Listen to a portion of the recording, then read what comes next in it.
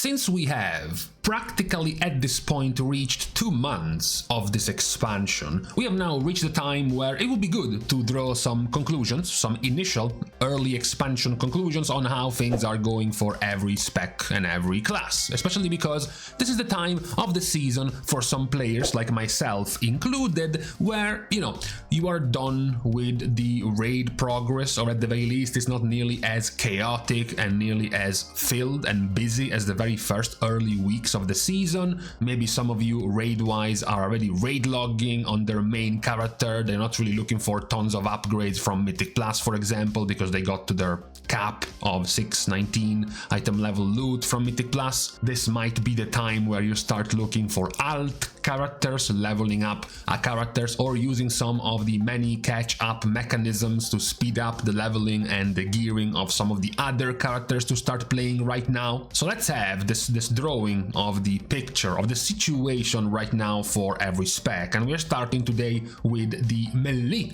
We are leaving the ranged DPS, the tanks and the healers for another time.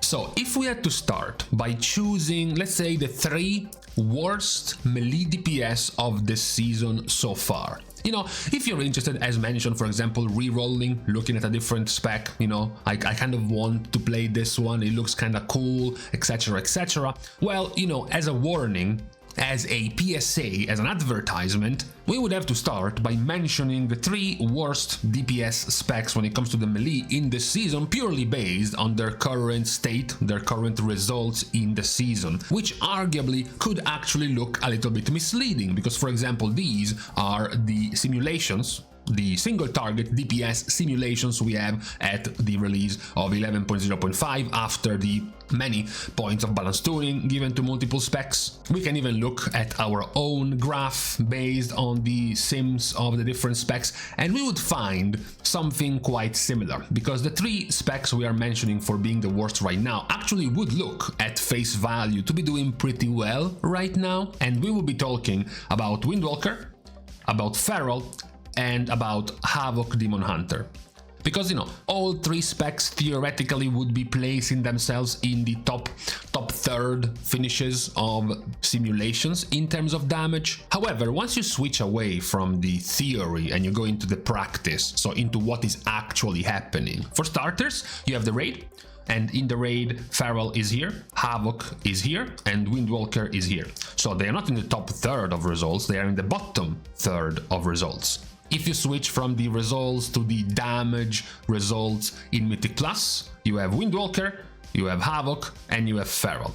If you switch to a more idealistic set of results, like for example the average, not just the numbers in terms of numbers in the raid, which are still again low for all 3 of them, but even in Mythic Plus and the average scores gotten by these specs in Mythic Plus keys, you have Havoc, you have Windwalker, and you have Feral. So these are the 3 specs right now that across the board and across the 2 different activities, whether it is Mythic Plus or whether it is the raid, are not having the best of results. At the moment, Havoc Demon Hunter is playing still Felscard after what was thought at the beginning of the season with Eldrachi River being the strongest one. Felscard was buffed by a lot, it became the 2-go build for Havoc, and one of the things that became the, surprising but also perhaps worrying at this point for many Havoc Demon Hunter players is the fact that basically they have not been touched as a spec for like 2 months. They have not really gotten any meaningful balance tuning in quite a while.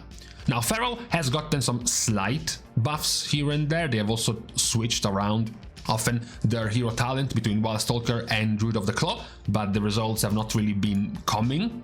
Ironically, we are now in a position where Feral is doing better in AoE than it is doing in single target. Usually, traditionally, Feral used to be a better single target spec with a much bigger problem in being able to do AoE damage. Now we are kind of in this weird situation where they are practically in the opposite. And lastly, you have Windwalker, which has been instead sitting on Shadowpan for quite a while as their default choice, did actually start the season in a more promising situation. You can look from the beginning of the season, Windwalker was actually middle of the pack, actually was even towards the top half of the results, and then slowly over time has gone on the downward trend in terms of results in the raid in this case. Another downward trend starting very high up initially in the first few weeks of the season and then started going downwards was Havoc Demon Hunter. So if we had to pick the 3 specs right now when it concerned melee DPS that were doing the worst, these would be the winners, although I'm not sure how happy they are to be winning this contest at being the worst right now. Now, after these 3, you have specs that are somewhat sitting in the middle, but not exactly because they are middle of the pack everywhere. It could be a case where they are, for example, very good or much better in Mythic Plus compared to how they are in the raid, or vice versa. Maybe they have better results when it comes to the results in the raid, but in Mythic Plus they are much lower down. So they could have higher or lower value to you depending on what are you focusing more your character on, whether it is the raid or Mythic Plus, for example. And in this big clump you would have Subtlety, Outlaw, Arms, Fury, Survival, and Red Paladin. Now, as mentioned, a lot of this can change depending on the activity. For example, when you look at Mythic Plus, you have Survival, even not just this week, but ending at last week, which has been doing quite well in terms of damage in Mythic Plus. Another one that has continued to do this well has been Red Paladin. And even Outlaw, actually, in Mythic Plus, compared to the other specs towards the top, Outlaw, Survival, and Red have been doing very well throughout this season. Now, if you move over to the raid, you actually see from the overall results that Outlaw, as well as Red, as well as Survival, have also been doing towards the top half of the results. Not as well as the results they have in Mythic Plus. These are the 3 specs that you would be putting basically in the A tier of the melee DPS. So you have the ones at the bottom, as we mentioned, Havoc, Windwalker, and Feral. Of the big clump in the middle, you would definitely have Outlaw, Red, as well as Survival in the A tier. They don't make it nearly as high right now purely because of a matter of popularity, especially when it comes to Mythic Plus, because even though, as we know, as usual, Red Paladin remains very popular, you can even see by the amount of runs, they have the highest runs across all of the melee DPS, for example. But once you move over to the actual meta and what is actually being played, especially as you start going higher in key level, they are outdone by a few other DPS specs, 3 of which, by the way, are melee. And Red was the best of the ones we mentioned, because the others we mentioned being Outlaw Rogue, which we can maybe mention right over here, and Survival, which is here, are even far lower down compared to Red. So in terms of results, they're actually doing very well, you know, as mentioned, Red, Survival, as well as Outlaw in Mythic Plus. They are also doing very well in the raid. In terms of popularity, as mentioned, there is one outlier clear winner, which is Red, super popular. They are literally like 40% more popular than the second best compared to, well, Outlaw and Survival, which are basically the opposite. So they are definitely doing very well in terms of performance. They're definitely powerful right now, just not ending up being nearly as popular as, so to speak, the meta options, in particular in Mythic Plus. That's what would leave them in this theoretical A tier in the middle. The bottom part of this middle, which would be the equivalent of the B tier, are the other ones we haven't mentioned, being Subtlety, being Arms, being Fury, and in this case, probably even Unholy Death Knight. Now, the reasons for this are, of course, that they might be doing well, but not like Outlaw, not like Red, and not like Survival, where they are doing well across the board. In this case, for example, Arms is not doing particularly well in Mythic Plus, or Fury Warrior, when it comes to Mythic Plus, is doing okay. Even if you go backwards a few weeks in terms of results, you have Fury, you have Arms, Subtlety is somewhat in the middle, So across the board, their performance has not been great. In this case, for example, in Mythic Plus, you move over to the raid though, and Fury is doing substantially better. You have also Arms that is doing substantially better, and you also have Subtlety that is doing substantially better. So unlike the 3 specs we mentioned before, like Ret, or Survival, or Outlaw, which were doing well pretty much in both activities, these other specs do have some points of power, but they don't reach the same heights as the other 2. They might have a strong point, for example, as mentioned in the raid when it comes to Fury and Arms, but not nearly as much of a strong point when it comes to Mythic Plus, where they fall far lower down, as opposed to something like Outlaw or something like Ret or something like Survival, which seems to be doing better overall in both activities. So you might still end up enjoying them just the same, especially if you wanted to focus on what they in particular do well. So for example, if you were looking at, for example, starting to raid on a different character, on a different melee character, then Fury Warrior or Arms Warrior or just Warrior in general would still be a very good pick. Just don't expect it to have the same amount of results or the same amount of consideration, for example, in Mythic Plus, compared to something like Ret, which would have the same amount of consideration in the raid that they would get in Mythic Plus, because they are doing well right now in both. We have left, of course, the best for last, which is at the moment Enhancement plus Frost DK plus Assassination Rogue with the extra of Unholy, which would kind of honestly be in between the A tier and the S tier. They're not quite at the same level of these 3. Now, the logic, of course, you might have gotten already. It's quite simple. We put Feral and Havoc and Windwalker at the bottom because they had bottom results in both activities, and then we put the specs that had good results in one activity but not in the other, or perhaps decent results in both, like Arms and Fury and Subtlety, and then we put specs that started having better results in both, like for example Ret, Outlaw and Survival. So this means that Enhancement, Assassination, Unholy and Frost are doing well in both activities, but even better than the ones we put below them. So this is Mythic Plus in terms of results, in terms of damage. This is the raid in terms of damage, with Enhancement currently being at the top. But what is, of course, even more important at the moment is the current state of the meta in Mythic Plus, which puts Frost and as well as Enhancement, as well as Assassination, as one of the more broth DPS right now in keys, which has a very good value if you're interested in running Mythic Plus. You might have noticed it, for example,